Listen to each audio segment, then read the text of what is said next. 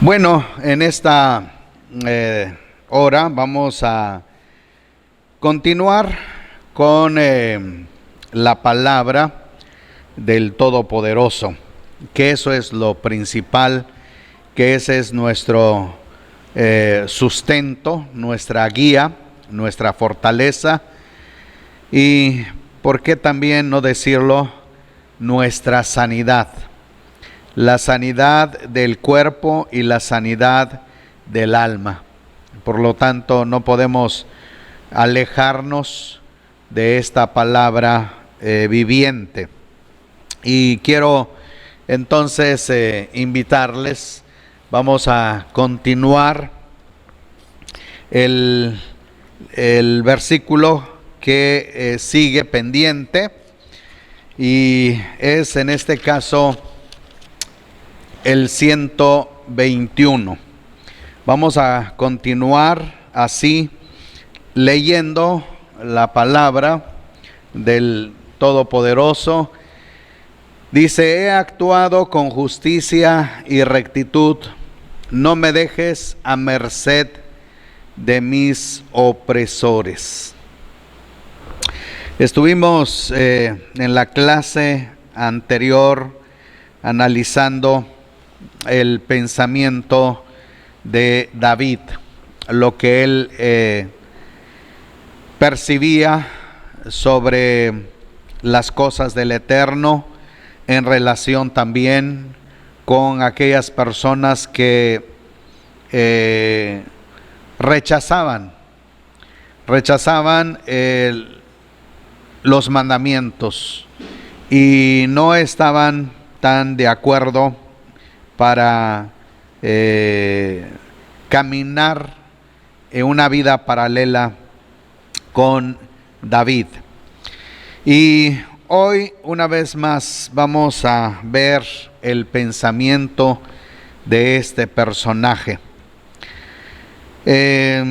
Podemos ver algunas palabras claves importantes que pueden ayudarnos a entender. Encontramos la palabra justicia y encontramos la palabra rectitud. De hecho, donde se tradujo como justicia es la palabra mishpat. Es la palabra mishpat en hebreo, que se traduce como justos juicios. Esa es la traducción. Y donde tenemos la palabra rectitud es la palabra tzadek. La palabra tzadek o tzedek también.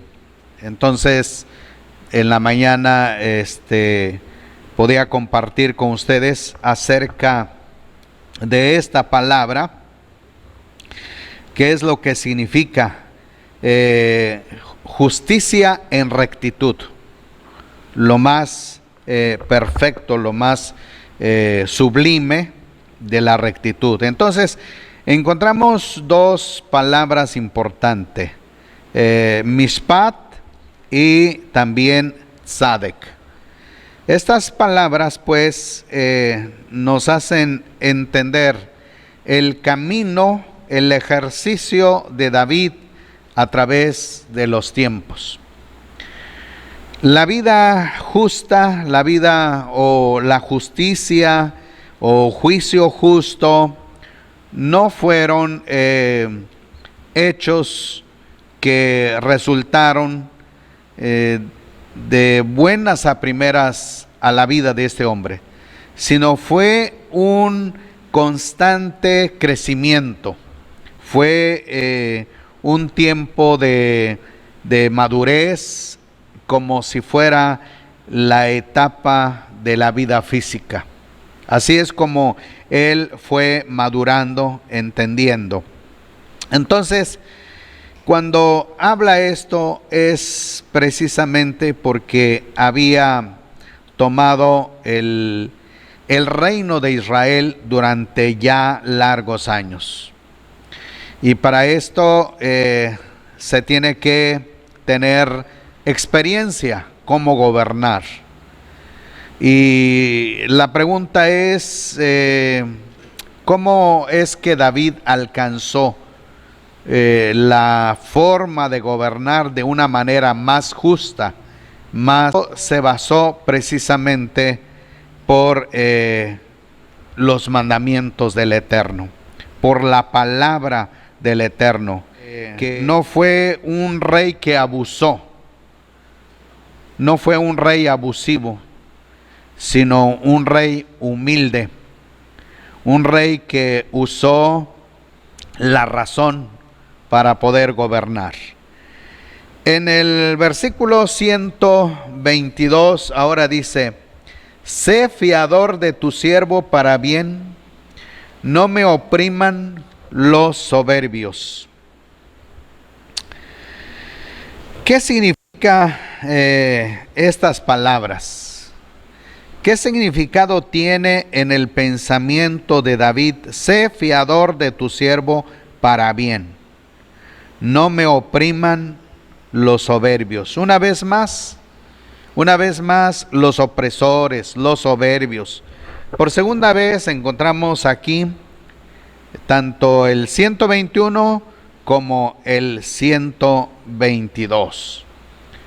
Podemos imaginarnos como un ser humano que está a cargo de una nación poderosa.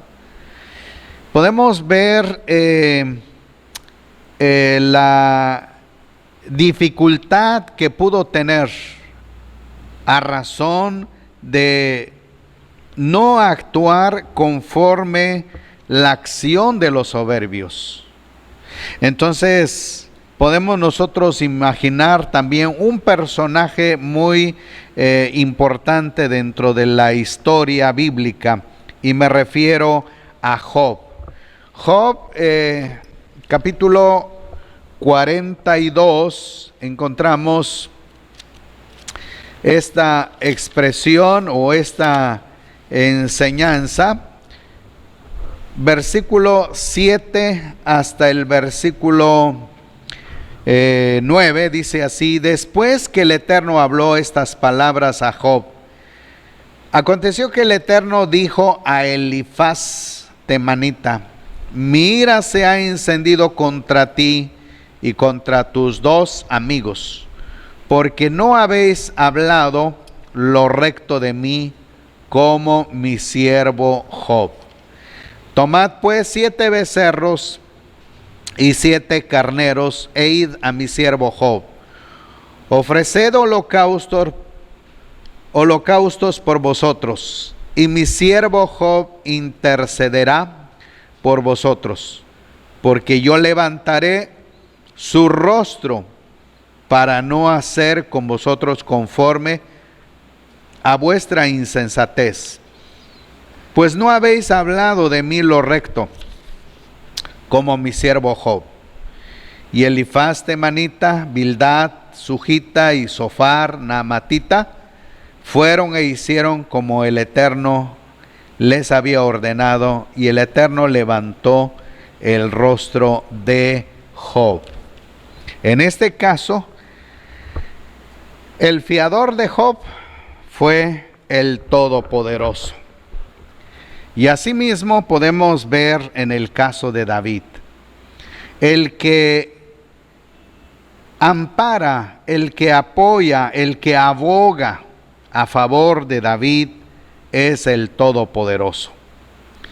Si David humildemente había actuado con mucha paciencia y tranquilidad ante sus enemigos, pero fue con grande amor a consultar al Eterno y a su palabra. Y esto mismo entonces trajo a que el Eterno lo ayudara y fuera su fiador para bien. Y de esta manera los soberbios no podían oprimirle. La soberbia es el resultado de una presunción. La soberbia es la manera de deslizarse de las cosas del Eterno. Es exaltar su propia capacidad, exaltar su sabiduría, exaltar su imaginación, sin tomar en cuenta al Eterno. Esto hacían pues aquellos que no estaban de acuerdo con David. Y siempre es así. Siempre en la vida, en la historia de la Escritura, desde Noé, vamos con Abraham, vamos con Mosé, vamos con los profetas, siempre ellos combatieron con esta manera de pensar, con esta forma de actuar de aquellos que no estaban caminando a favor del Eterno. Y ahora dice el 123, si usted tiene una Biblia hebrea, consúltela y podrá entonces verificar lo que le estoy compartiendo. Entonces dice, mis ojos desfallecen por tu salvación, por tu Yeshua, por la promesa de tu justicia. Desde este pasaje podemos nosotros ver y encontrar que el nombre del Salvador del mundo está incluido dentro de una profecía. Y sabemos que David, aparte de que fue el rey de Israel, también llegó a ser profeta. Y por lo tanto, está anunciando de un Salvador en el futuro que se llamaría Yeshua. Por lo tanto, dice, mis ojos anhelan, esperan con ansias por la promesa de tu justicia. Es decir, Yeshua sería un tzadik. Otra vez vemos esta palabra que estudiamos en la mañana. Entonces, podemos ver que Yeshua llegó a ser uno de los tzadik más reconocido dentro de la escritura de Brit Hadashah. Y esto es lo que entonces el profeta está anunciando, la llegada de la salvación del gran tzadik. Cuando consultamos en el Evangelio de Lucas, capítulo 2,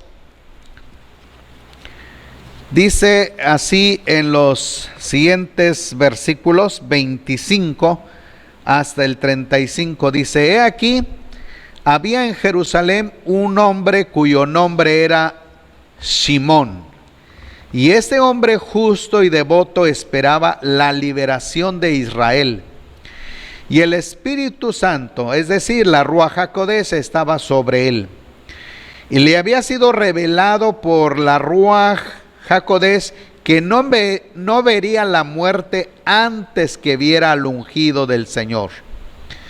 Y por la Ruach entró en el templo, y cuando los padres trajeron adentro al niño Yeshua para hacer con él conforme a el rito de Mosé,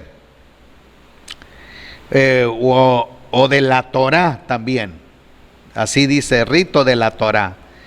También él tomó en sus brazos y bendijo a Elohim y dijo, ahora soberano, despide a tu siervo en shalom, conforme a tu palabra, porque mis ojos vieron tu Yeshua, porque mis ojos vieron tu salvación, la cual preparaste en presencia de todos los pueblos, luz para revelación de los gentiles y gloria de tu pueblo Israel.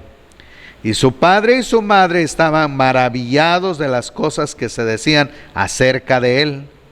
Y Shimón los bendijo y dijo a su madre Miriam: he aquí, este está puesto para caída y levantamiento de muchos en Israel, y para señal que es contradicha.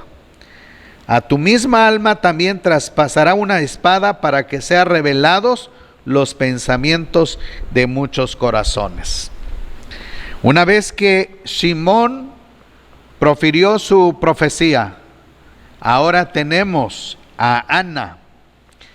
Dice el versículo 36, estaba también ahí cierta profetisa llamada Ana, hija de Fanuel de la tribu de Asher. Esta, de edad muy avanzada, había vivido con su marido 7 años desde su virginidad, y era viuda de hacía 84 años, y no se alejaba del templo, sirviendo de noche y de día con ayunos y oraciones. También esta, presentándose en la misma hora, daba gracias a Elohim, hablaba acerca de él a todos los que esperaban la liberación de Jerusalén. Entonces, regresamos pues que David, como profeta, estaba anunciando este día tan importante. David aproximadamente anunció esta profecía faltando aproximadamente unos 1000 años antes del nacimiento de Yeshua. Y como profeta, pues, declaró estas palabras. Ahora, en el versículo 124 dice: haz con tu siervo según tu misericordia y enséñame tus estatutos. Como ustedes pueden ver aquí, cómo él se identifica. Él no dice tu rey, él no dice tu gobernante, tampoco dice tu profeta, él dice tu siervo, es decir, tu Eved. Ese es el título que él se dio, porque él estaba dispuesto a servir. Es verdad que él era rey, pero él nunca gobernó en forma despótica. Él gobernó con humildad. Él gobernó sirviendo al pueblo y sirviendo al Todopoderoso. Pareciera que Proverbios capítulo 3 encajaba en la vida de él, aunque Proverbios 3 no fue escrito por él, sino por su hijo Salomón. Pero qué importante es que él se halló buena conducta, tuvo buena conducta ante el Eterno y ante los ojos de todo el vasto reino que él tenía a cargo. Pero aquí lo importante es que los mandamientos del Eterno estaban en su corazón. Si analizamos el pensamiento que encontramos en Proverbios capítulo 3, que ya algunas veces hemos tocado, dice: hijo mío, no te olvides de mis enseñanzas y tu corazón guarde mis mandamientos, porque largura de días y años de vida y paz te aumentarán. Nunca se aparten de ti la misericordia y la verdad. Átalas a tu cuello, escríbenlas en la tabla de tu corazón, y hallarás gracia y buena opinión ante los ojos de Dios y del hombre. este versículo final: y hallarás gracia y buena opinión ante los ojos de Dios y del hombre. Confía en el Eterno con todo tu corazón y no te apoyes en tu propia inteligencia. Reconócelo en todos tus caminos y Él enderezará tus sendas. No seas sabio en tu propia opinión. Teme al Eterno y apártate del mal. Fueron pues los mandamientos que apoyaron a David y que fueron los que lo guiaron y ser servidor del Eterno. Y no aprovecharse de las circunstancias, del poder del reino que él tenía, sino que enseñó al pueblo primero cómo servir al Todopoderoso, cómo depender de las instrucciones del Todopoderoso y cómo vivir en un reino vasto para que el tiempo se prolongara más sobre la faz de la tierra. Él entonces dice: haz con tu siervo según tu misericordia y enséñame tus estatutos. Ahora pasamos al 125. Dice: tuyo soy, tu siervo, dame entendimiento, comprenderé tus testimonios. Yo soy tu siervo. Una vez más recalca lo que él es delante del Eterno. Yo soy tu siervo.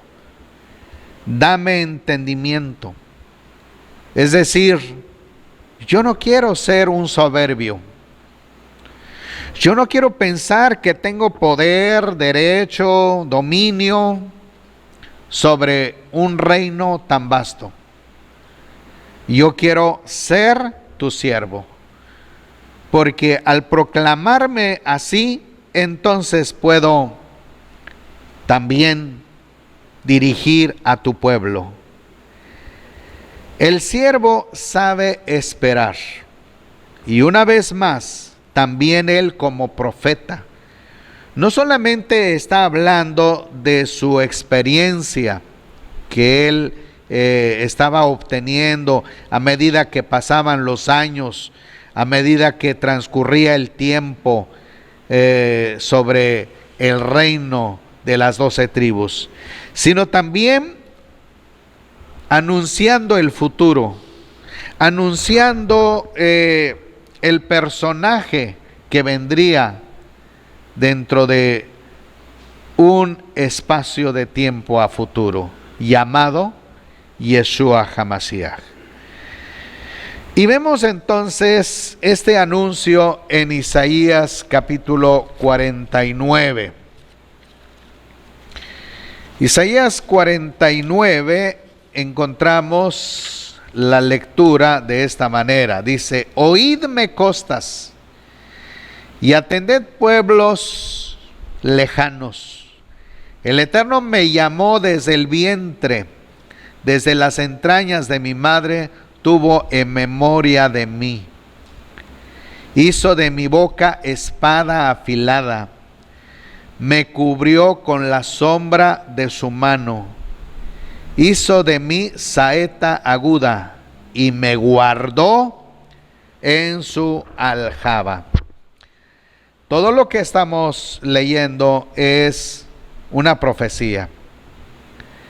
Es una profecía y a la vez también es una enseñanza figurada. Cuando él dice: hizo de mí saeta aguda, me guardó en su aljaba, dando a entender que el personaje a futuro vendría en el tiempo y espacio que el Todopoderoso pusiera a disposición. Y sigue diciendo, y me dijo, Israel. Este es un nombre profético asignado a ese ser que vendría. Tú eres mi siervo, en ti me glorificaré. No era posible que el Eterno hablara de un Israel a futuro si tenía un Israel presente que estaba desobedeciendo los mandamientos. Porque precisamente Isaías llegó para reprender, para amonestar un pueblo que empezaba a alejarse, apostatando de todos los mandamientos del Eterno. Entonces el Eterno, pues, está hablando de un personaje a futuro. Y dice, mientras yo me decía, en vano me he fatigado, en viento y en nada he gastado mis fuerzas. En realidad, mi causa estaba siendo defendida por el Eterno. Encontramos aquí a Isaías, el profeta. Isaías el profeta no fue elegido en ese momento de su niñez. Isaías no fue elegido cuando era un infante, ni siquiera un adolescente. Isaías fue elegido cuando era ya un joven. ¿Por qué el Eterno es así? ¿Por qué el Eterno no hace las cosas iguales? Que el llamamiento suceda como otros reyes, otros personajes, llámese Samuel, y llámese Joás, que fueron llamados a una temprana edad. ¿Por qué el Eterno tiene un tiempo especial para llamar a sus escogidos? Sin duda, Isaías pudo haber pensado, ¿por qué el Eterno me llamó a esta etapa? Isaías vivió la niñez como cualquier niño de su edad, como cualquier adolescente. Y después de que pasó su adolescencia, el Eterno lo llama. Pero también Isaías está hablando proféticamente de un personaje a futuro, y es en este caso Yeshua HaMashiach. Es verdad que tenemos mucha profecía que se relacionan con la vida de Yeshua, desde antes de su nacimiento. Acabamos de leer acerca de la profecía de Shimón, de Ana, con respecto a ese niño que había nacido. Pero de ahí empezó a haber un tiempo de espacio.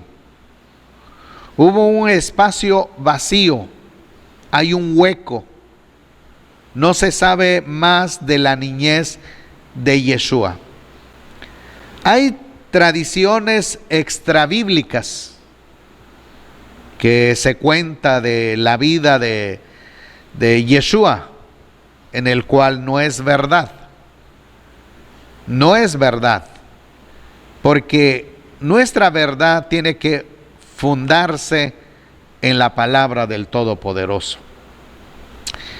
Yeshua aparece en escena hasta que hubo cumplido la edad de 12 años. Y de ahí vino otra vez un tiempo de espacio, que no se habla más de Yeshua hasta que llegó el tiempo de iniciar su ministerio. ¿Y cuál es el plan del Eterno? El Eterno es soberano en todas las cosas. Él es todopoderoso. Él tiene las cosas en su lugar. Nosotros no podemos determinar el tiempo del Eterno. Pero cuando Él actúa conforme a sus designios. Y que Él no consulta a nadie, ningún ser humano,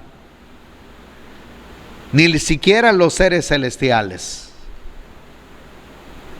Nuestro Padre Celestial determina y hace las cosas. Entonces encontramos pues que cuando llegó el tiempo del ministerio de Yeshua, hay un versículo que dice: ahora pues el Eterno, que me formó desde el vientre como siervo suyo, para que le trajera a Jacob y le reuniera a Israel. Es decir, esta es la promesa del Eterno, ese es el propósito del Eterno con respecto a este siervo. Así me ha honrado el Eterno, y mi Dios ha sido mi fortaleza. Pero ahora se amplifica ese ministerio, esa profecía con relación a Yeshua HaMashiach. Dice así: cosa liviana es que seas mi siervo y restablezcas las tribus de Jacob y restaures el remanente de Israel. He aquí, yo te pongo por luz de los gentiles, para que mi salvación alcance los confines de la tierra. 4 cosas más son asignadas a este personaje profético que sin duda recae en la persona de Yeshua HaMashiach. El ser siervo, el restablecer las 12 tribus de Israel, el restaurar el remanente, es decir, con el pueblo judío. Y número 4, ser luz a los gentiles, para que mi salvación, mi Yeshua, alcance los confines de la tierra. De hecho, el nombre que nosotros consideramos así, una manera como nosotros en el occidente entendemos, como una identificación. El decir, como ejemplo, José, María, etcétera, es una identificación. Es para identificarnos ante los demás y las demás personas. Pero los nombres dentro del término hebreo tienen significado. Entonces, la palabra Yeshua significa salvación. Por lo tanto, es una manera de describir, una manera de dar a conocer el propósito del Eterno con relación a la redención de la humanidad, salvar a la humanidad. Esa es la palabra Yeshua. Entonces, encontramos pues aquí el versículo dice: yo soy tu siervo, dame entendimiento. Quiero entender lo que debo hacer, lo que voy a hacer, y comprenderé tus testimonios. Exactamente esta profecía se dio a conocer en la vida de Yeshua, cuando alguna vez pronunció: porque el Hijo del Hombre vino a buscar y a salvar lo que se había perdido. En otra ocasión, Yeshua encargó diciendo: por camino de gentiles no vayáis, sino id más bien primeramente a las ovejas perdidas de la casa de Israel. En otra ocasión le hacen la pregunta y le dicen: ¿restaurarás el reino de Israel en este tiempo? Los discípulos sabían que ese es el ministerio de Yeshua, pero les contesta: no os toca saber los tiempos y sazones que el Padre puso en su sola potestad. Pero dice: me seréis testigos en Jerusalén, Judea, Samaria y hasta lo último de la tierra. Finalmente tenemos pues que las buenas nuevas llegaron a las naciones gentiles. Eso pues podemos entonces resumir acerca de este versículo. El 126 ahora narra diciendo: tiempo es de actuar, oh Eterno, porque han invalidado tu Torá. Tiempo es de actuar. El Eterno sabe su tiempo. El Eterno conoce todas las cosas. Pero también es importante cuando el corazón de un personaje se siente triste por los acontecimientos.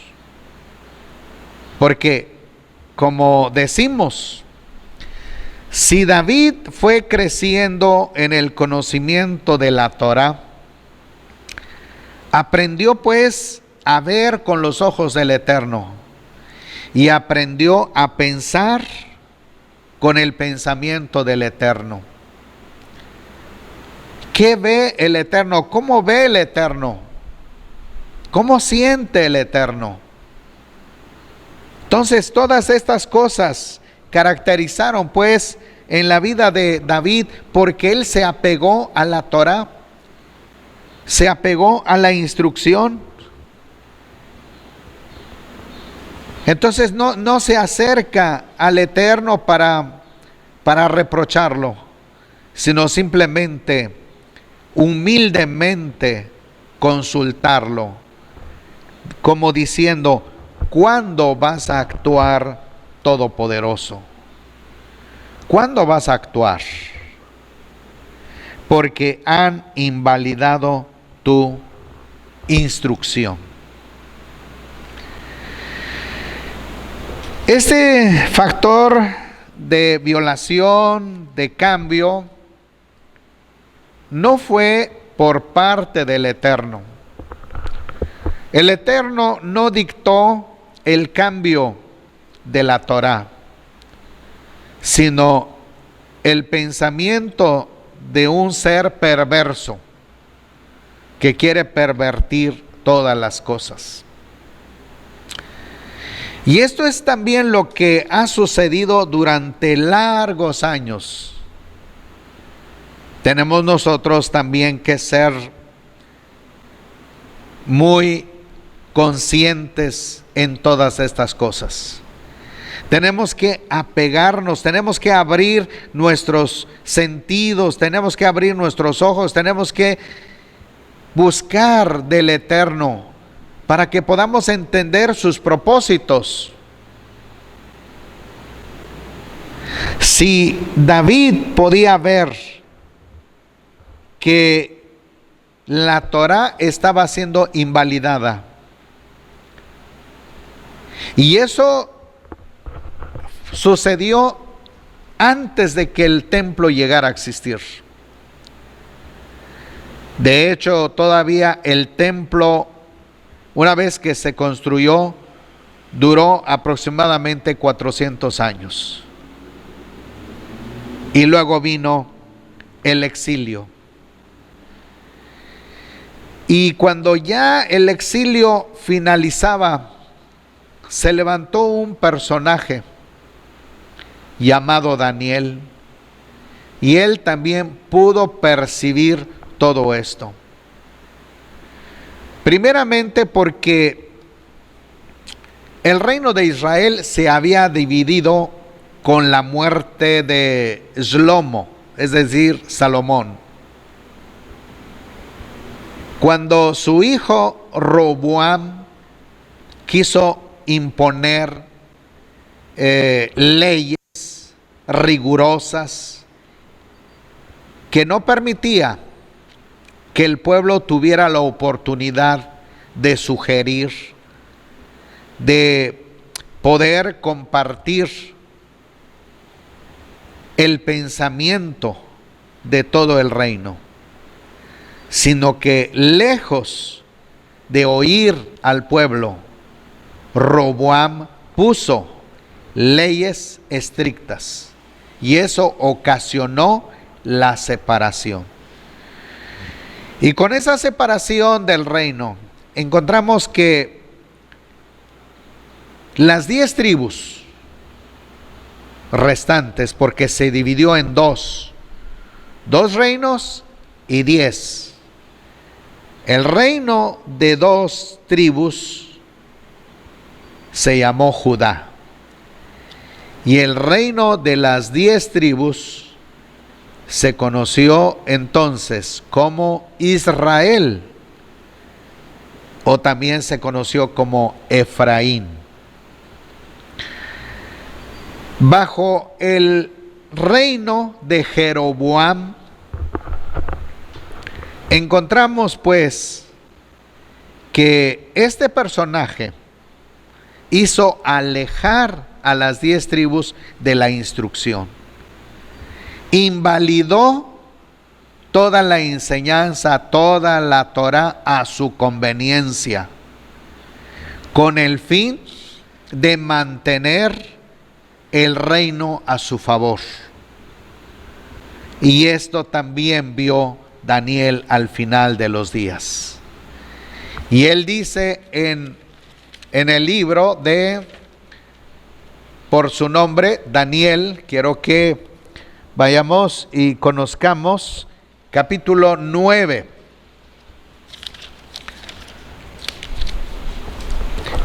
En el versículo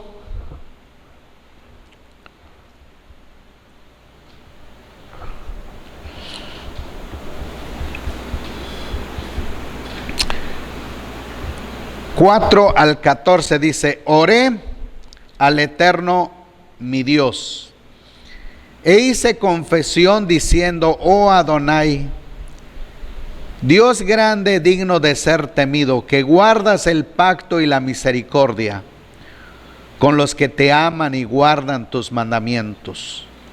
Hemos pecado, hemos cometido iniquidad, hemos hecho impíamente, hemos sido rebeldes, nos hemos apartado de tus mandamientos y de tus ordenanzas. No hemos obedecido a tus siervos los profetas que en tu nombre hablaron, a nuestros reyes, a nuestros príncipes, a nuestros padres, a todo el pueblo de la tierra. Oh Adonai, tuya es la justicia, nuestra la confusión de rostro, como en el día de hoy lleva todo judío, los moradores de Jerusalén y todo Israel, los de cerca y los de lejos, en todas las tierras a donde los has echado a causa de su rebelión con que se rebelaron contra ti. Oh Eterno, nuestra es la confusión de rostro de nuestros reyes, de nuestros príncipes, de nuestros padres, porque contra ti pecamos. De hecho, el Eterno nuestro Elohim es el tener misericordia y el perdonar, aunque nosotros nos hemos rebelado contra Él. Y no obedecimos la voz del Eterno nuestro Elohim para andar en sus instrucciones que Él puso delante de nosotros por medio de sus siervos los profetas.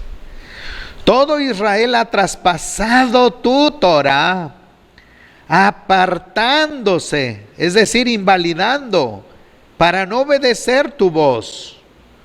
Por eso nos ha caído las maldiciones consignadas con juramento en la instrucción de Mosé, siervo de Jah Elohim, porque contra Dios hemos pecado, y Él ha cumplido la palabra que habló contra nosotros, contra nuestros príncipes que nos gobernaron, trayendo sobre nosotros tan grande mal, porque nunca fue debajo de los cielos nada semejante a lo que se hizo contra Jerusalén.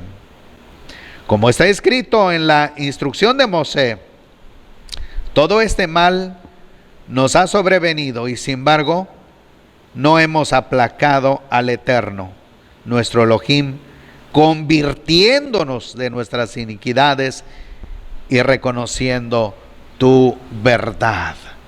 Por tanto, Eterno veló sobre el mal y lo trajo sobre nosotros, porque el Eterno nuestro Elohim es justo y en todas sus obras que hace, pero no hemos escuchado. Hasta ahí la lectura. Tiempo es de actuar, oh Eterno. Es decir, lo que tú hagas, Señor, está bien, porque han invalidado tu Torah. Por eso amo tus mandamientos. Ahora dice el siguiente versículo del Salmo 119. Versículo 127 dice: por eso amo tus mandamientos más que el oro más puro. Cuando miramos este versículo, podemos pensar en David. Tanto él como rey nunca impuso una ley, nunca llevó a cabo alguna intención perversa de tomar control sobre el pueblo, imponiéndoles alguna carga en el erario público. Él pudo haberlo hecho. Hubo reyes que lo hicieron. Impusieron impuestos tan difíciles sobre un pueblo con el fin de enriquecerse. Por eso David llegó a ser un instrumento del Eterno, un profeta, para anunciar que vendría un futuro, un personaje semejante, que no fuera ambicioso, que no fuera avaricioso, que no amara la codicia, sino fuera un siervo humilde, en el que todo su propósito fuera la palabra, agradar al Eterno. Observemos un caso en el Evangelio de Juan, capítulo 4.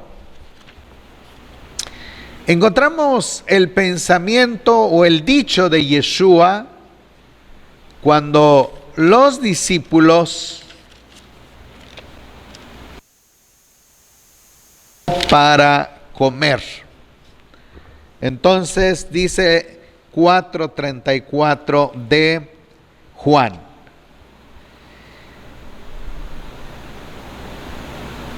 primeramente los discípulos, dice, entre tanto los discípulos le rogaban, 31, diciendo: Rabí, come. Pero él les dijo: yo tengo una comida para comer que vosotros no sabéis. Se decían entonces los discípulos unos a otros: ¿le habrá traído alguien de comer? Les dijo Yeshua: mi comida es que yo haga la voluntad del que me envió y termine su obra. No estamos viendo de oro o plata. Estamos viendo de la comida. Yeshua puso el deber sobre la comida. Pudo haber dicho a la mujer: espérame, voy a tomar mis alimentos primero y enseguida te atiendo. Pero no fue así. Yeshua atendió primeramente a la mujer de Samaria antes que alimentarse. Así pensaba Yeshua. Y menos acerca de que Yeshua haya tenido riquezas. Procuró siempre tener riquezas. ¿Alguna vez hemos escuchado eso? Que Yeshua fue sumamente rico en la tierra. Miremos la filosofía, si es que podemos llamarlo así, de Yeshua, ahora directamente en Mateo capítulo 6. En Mateo capítulo 6, los versículos 19 al 21. Observen lo que dice: no acumuléis tesoro en la tierra, donde la polilla y el orín corrompen, donde los ladrones irrumpen y hurtan, sino acumulaos tesoros en el cielo, donde ni la polilla ni el orín corrompen, donde los ladrones no irrumpen ni hurtan, porque donde está tu tesoro, ahí estará también tu corazón. Yeshua fue congruente con sus palabras. Yeshua siempre habló lo correcto. Yeshua no dio una instrucción que fuera contraria a la manera de su vida, de su pensar. Si él hablaba esto diciendo: no acumuléis tesoro en la tierra, es porque eso era su filosofía. Primeramente, vivir acorde a los mandamientos del Todopoderoso. En el mismo capítulo 6, ahora en el 24 al 34 dice: ninguno puede servir a dos señores, porque aborrecerá el uno y amará el otro, y se apegará el uno y menospreciará al otro. No podéis servir a Elohim y a Mamón, es decir, el Dios de las riquezas. Por tanto os digo, no os afanéis por vuestra vida, qué habéis de comer, ni por vuestro cuerpo, qué habéis de vestir. ¿No es la vida más que el alimento y el cuerpo más que el vestido? Mirad las aves del cielo, que no siembran, ni siegan, ni recogen granero, y vuestro Padre Celestial las alimenta. ¿No valéis vosotros mucho más que ellas? ¿Y quién de vosotros puede, aún afanándose, añadir a su estatura un solo codo? También en cuanto al vestido, ¿por qué os afanáis? Considerad atentamente los lirios del campo, cómo crecen, no trabajan con fatiga ni hilan. Pero os digo que ni aun Salomón en todo su esplendor se vistió como uno solo de estos. Y si la hierba del campo que hoy existe, mañana es echada al horno, Dios la viste así, ¿no hará mucho más a vosotros, oh hombres de poca fe? No os afanéis pues diciendo: ¿qué comeremos, qué beberemos o qué seremos vestidos? Porque los gentiles buscan con afán todas estas cosas, pero vuestro Padre Celestial sabe que tenéis necesidad de todas ellas. Buscad pues primeramente el reino, lo que consiste, los mandamientos del reino y la justicia de él, y todas estas cosas os serán añadidas.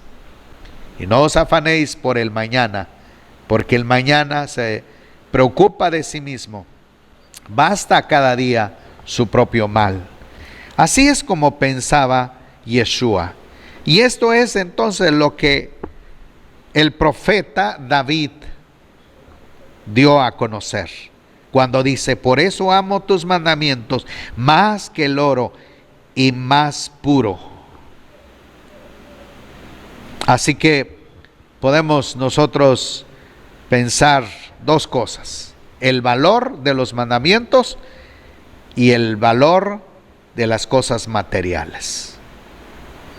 Tanto David, tanto los profetas, tanto Yeshua daban importancia a los mandamientos que las cosas materiales y perecederas de este mundo.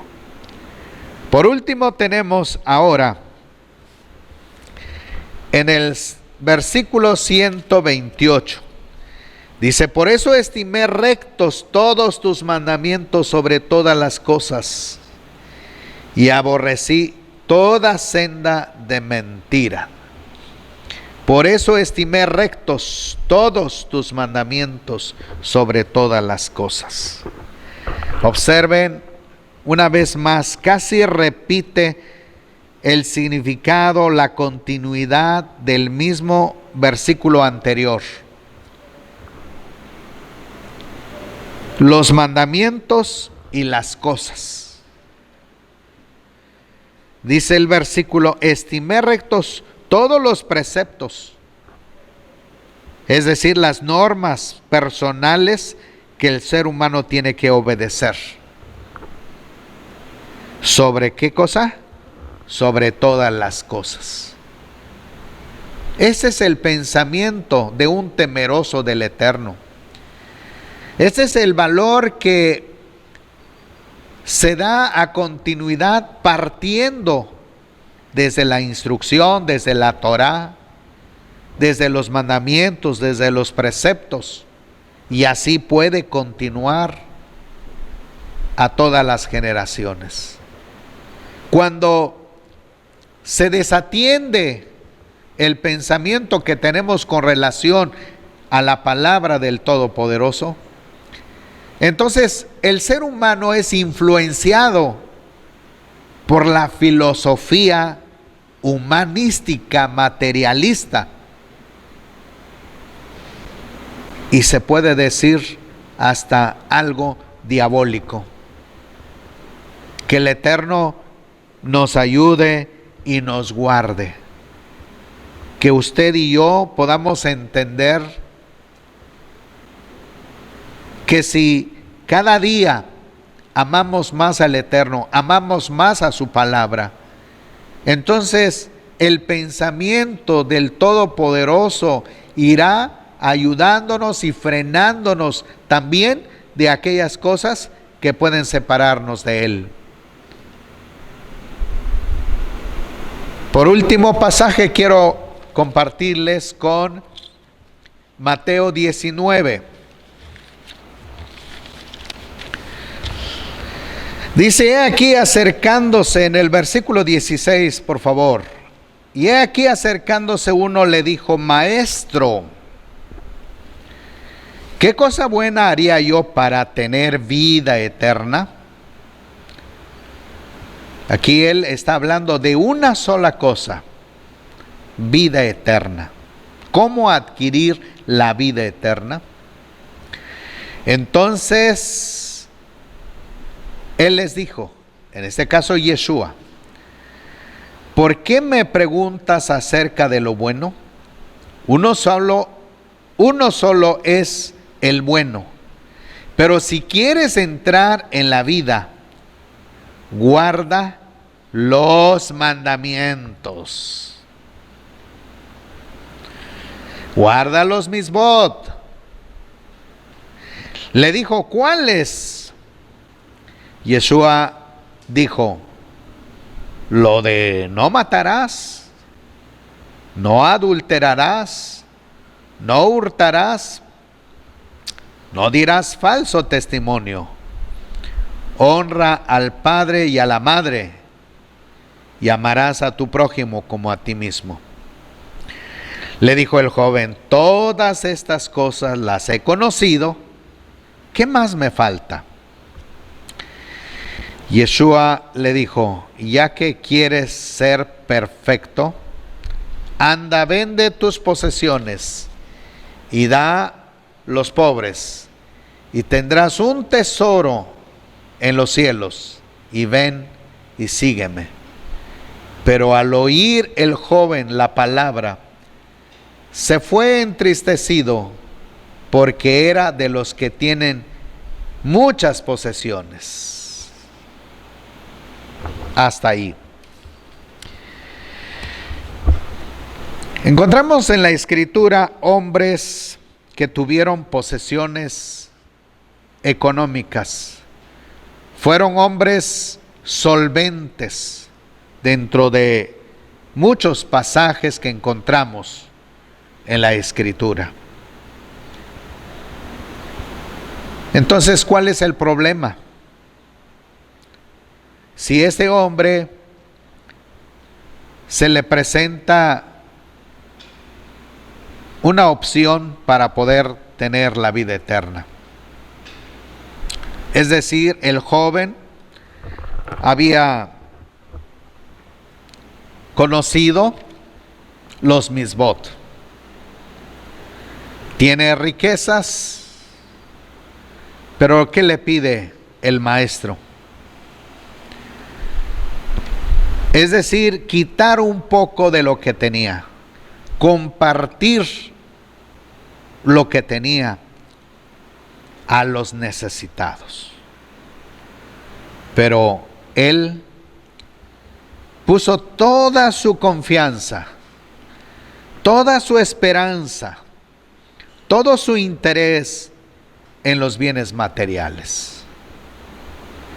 Si bien encontramos en la Escritura hombres que tuvieron grandes riquezas, pero no es lo mismo tener riquezas y tener amor a las riquezas. Esa es la diferencia. Un hombre puede ser sumamente rico y no tener amor en sus riquezas, sino poder servir, poder usar las riquezas para ayudar a los necesitados, desprenderse de su riqueza con el fin de hacer llegar algún bien a un necesitado. Esa es la diferencia de que hombres en la historia bíblica tuvieron riquezas, pero pudieron desprenderse para servir a sus semejantes. Y en este caso tenemos a este joven, a este varón, que conocía los misbot, tenía riquezas, pero tenía amor a las riquezas y no quería que nada se perdiera. Este versículo dice: por eso estimé rectos todos tus mandamientos sobre todas las cosas. Es importante, pues, que la palabra del Eterno esté sobre todas las cosas. Si ustedes recuerdan en los versículos anteriores, Yeshua tenía más interés de compartir la voluntad del Eterno que alimentarse primero. Así es el pensamiento de David también. Poner sobre todas las cosas el pensamiento, la palabra, la instrucción, los mandamientos del Todopoderoso. Que el Eterno sea con nosotros. Que Que el Eterno abra nuestro entendimiento y podamos entonces mirar lo que el Eterno piensa, y que las cosas materiales no nos esclavicen, que las cosas vanas, que las cosas pasajeras no controlen sobre nosotros, sino la palabra permanezca para siempre. Que la palabra sea exaltada, que la palabra nos lleve a un entendimiento perfecto y cumplamos así cada uno de los propósitos del Eterno. Que el Eterno les bendiga.